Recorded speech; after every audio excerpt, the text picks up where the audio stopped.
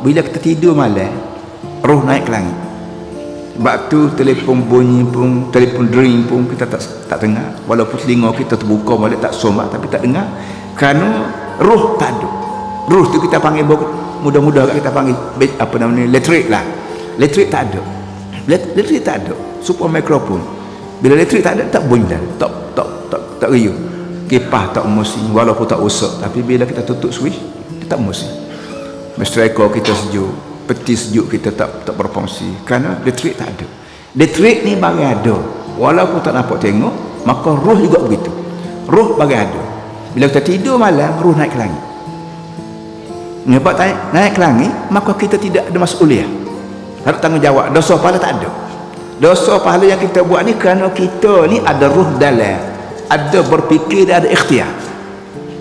Bila kita tidur, tak ada ikhtiar. Kita tidur atas katil, guling-guling, balik-balik, bawa jatuh atas anak kecil bawah, mati anak kecil. Tak berdosa. Kenapa? Kerana kita jatuh atas katil ketika kita tak ada ikhtiar. Kita tak ada ikhtiar, cumanya guling tengah tidur gitu, jatuh atas anak kecil, mati, tak berdosa. Bagi lagi polis nak dakwa kita, masalah dia lah, menggut dia tidak tahu kita jatuh mati kau, kita buat lalat jatuh kau, polis tak tahu, tu akhir tak tahu, itu masalah yang dua.